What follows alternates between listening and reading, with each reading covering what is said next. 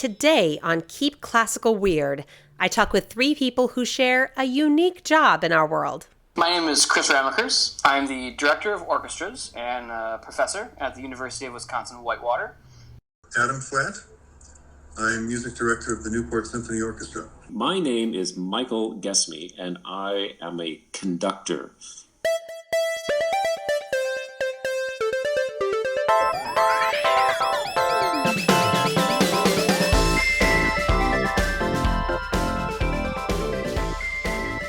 Welcome, friends, to episode 2 of Keep Classical Weird.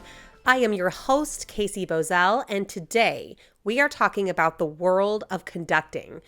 It's possible that some of you might hear this and think, conducting doesn't seem to fit in the profile of weird, but doesn't it though? A career in music performance almost seems to necessitate communication through sound. But conductors give performances where they are specifically not making sounds. Here's Adam Flatt.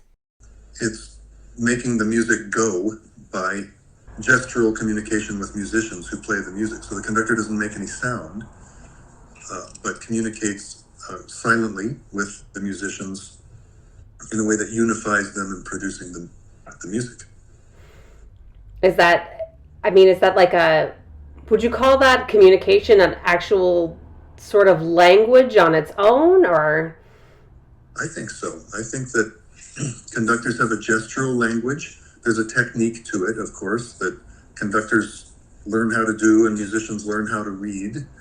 And that's in combination with basic human body language and gestures that any human being anywhere in the world would understand means more or less or now or you. And so those things all in a very complex combination come together to form the gestural language of the conductor, for sure. Of course, conductors have to know what they're talking about when they speak such a language, which requires a ton of context. Here's Chris Ramaekers. I think my job is to decide what the composer wanted when they wrote the music, and then to make that happen from the orchestra. Deciding what a composer wanted, I feel like every time I approach a score, I feel like I'm learning a little bit something about the person that wrote it, and every composer, I mean, they're all individual people, right? I mean, they've been dead for decades, if not hundreds of years. But like Beethoven and Mozart were very different people, and they approach their music differently. And I feel like the more I learn their music, the more I learn kind of the idiosyncrasies of each personality, kind of the way when Beethoven writes a rhythm or writes a figure, or even writes something like forte, what he meant, or accent, what he meant. And then when Mozart wrote accent, that meant something a little bit different. And really, sometimes a conductor's job is just to do their job. But what is that job? A list of needed skills for this job isn't that straightforward. Here's Michael Gesme. It's very strange. Like when you look at a job posting, you say, here's, we want you to be the orchestra conductor. And you look at all of the things that they want from you. The stuff that you are going to spend the least amount of time doing is the stuff that everybody thinks that's what an orchestra conductor is, which is like what you're doing on the podium for that 2.5 hours and then the concert that you're putting on at the end of the week. And that represents such a small fraction of the actual job.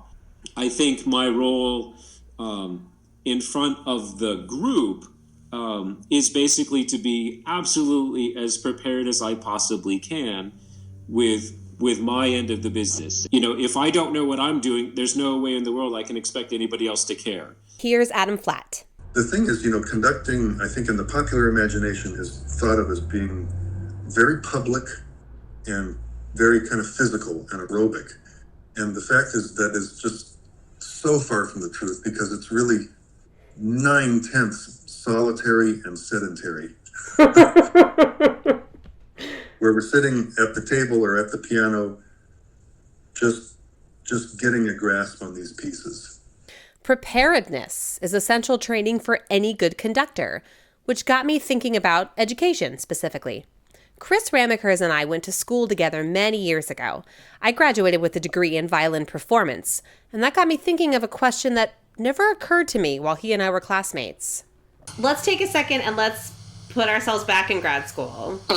I was in the practice room with my instrument, just, 4, 5, 6 plus hours a day sometimes, right? And it only occurred to me recently that I was like, what were you doing? You know? Because I have no idea, really. Right. Well, before I went to grad school, I was studying an instrument. I played the trumpet. And I had that same experience while I was studying the trumpet. I was practicing in the practice room for my lessons and passing juries and giving recitals, and it was all the same thing. So, and I think most conductors have that experience where they've played an instrument and they know they're in that mindset. Mm-hmm. So then, so that's already part of the routine. When you and I met and I was a conductor, I was doing the same thing, but I was spending all my time hunched over a score. It's funny. It's almost like there are elements of the practice room part of it where I had to be disciplined and I had to set a study schedule and make my plans the same way you do when you're in your violin practicing. But then it was an element of it's just grad school. I was studying all the time. Here's Michael Gesme. Watching rehearsals and taking those scores and studying those scores. I mean, that's what I did. I'm sitting at home literally in my silence or in my dorm room or whatever, just, either listening to a recording or, just literally studying, doing chord analysis, doing what are the phrases? Is it 4-bar phrase, 4-bar phrase? Here's Adam Flatt. We train kind of intensively in being analysts and learning the score because everything we need in terms of effectiveness comes from deep and real knowledge of the score. And so we study a lot about that and analysis and inhabiting the mind space of the composer, trying to understand what the composer was setting out to do, and in the case of a masterpiece, why the piece had to be exactly the way it was and was inevitable in its outcome, and learning a great deal about repertoire, the cultural sort of context that a piece of art emerges from, and how the composer lived in that context, and what the composer was really attempting to do. I wanted to know how my guests got into conducting in the first place, and it was fascinating. All three had kind of an aha moment where they realized it's what they really wanted to do.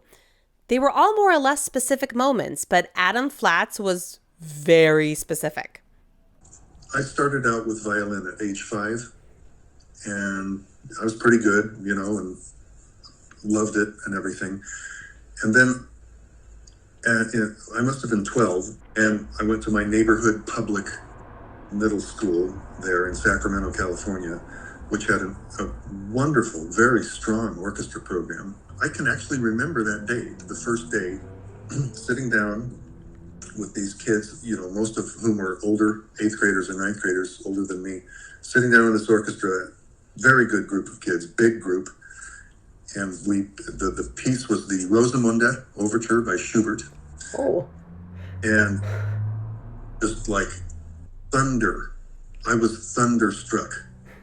It was a physical ecstasy, pounding heart and welling up in my eyes because of just this being surrounded by this fullness of this orchestra sound, this tutti sound. And so I was like, it was epiphanal. I was like, hey, well, this is why I've been alone, practicing alone all these years since I was 5, most of my life at that point, was so that you can do this. It was a long path from there on out too, but I think your question was, where was the beginning? So. And you pinpointed it. You said, well, it was this day when we played this piece. I can remember that day and that feeling. I had an interview question prepared that I asked all three of these people, which was to recall a performance where things went particularly well, or even a moment where things gelled together. I'm not sure it happened on purpose, but all three of them managed to pivot their answer from performances to rehearsals. And this is where they got really excited. I love rehearsing. I just absolutely love rehearsing. It's not that I don't like concerts. I do like concerts because you get to play for people who actually then get to give you some sort of response. And I think people play better like after they know that like people are into it. And so there's something wonderful about concerts that you'll just never get. But I just adore the process. How do you pull this apart and put it back together again so that it actually starts to make sense? And so after I've done that and put it back together and all of a sudden something happens and then I get a little bit more from this and this, that's like those are the moments that are like my secret little fun. In a rehearsal, I think everything is very like micro. It's very local. Play this note shorter. Do this up bow. Trumpets play louder here. Clarinets more accent. Whatever. But then in an actual performance, it comes down to stay together, play in tempo, and make sure that we all arrive in this crescendo at the same way. And so to switch from that micro to macro is a really neat thing to see. The preparation process or trajectory is really different for the conductor and for the instrumentalist. The instrumentalists know they have 4 rehearsals or whatever it is going to be to approach a point of feeling comfortable and ready to perform together. And the conductor has to be kind of most on top of things at the very beginning of the process. And so I don't think many of us ever have nerves about performing. If there are any nerves, it's about that first rehearsal. That's when we know if we're going to succeed or fail. A full-time conductor usually holds several positions, and they're often asked to be guests with other groups around the region, the country, or sometimes even the world. So they are musical freelancers with a potentially huge commute. This leads to many varied experiences with different groups. Sometimes they're wonderful, and sometimes, as Chris Ramaekers points out, they're unexpected. Oh my gosh, we need a conductor, and we didn't realize we needed a conductor because this piece is really hard. So here's the score. Can you do the concert on Wednesday? And by the way, it's really hard because and we burned 2 rehearsals learning that it's a really hard piece. So you have 1 rehearsal on Tuesday and a concert Wednesday, and you're going to get $75 or whatever it is. But I was right out of grad school, so what are you going to do? You're going to say yes, right out of grad school. Yes. Absolutely. Conductors can simply be viewed as the boss of an orchestra, and as the boss, sometimes they're seen as having to bring down the hammer to keep their musicians in line. But that's an old-fashioned trope. Times have changed, and, as Michael Gesme points out, that stereotype doesn't ring as true anymore. There's a whole mystique, which gratefully, hopefully is being, slowly broken down over the time about this, the tyrant on the podium. And that just doesn't exist anymore in a meaningful way. It's not a militant thing. They're a part of hiring and they're a part of making changes and stuff like that. And of course, that's going to be the way it is. But, the days of Toscanini throwing down his pocket watch and smashing it and walking off those people don't work very long anymore. These 3 people are living examples of the anti-tyrant. And their sign-offs to me at the end of each of our interviews proved that in addition to being great conductors, they're just great humans too.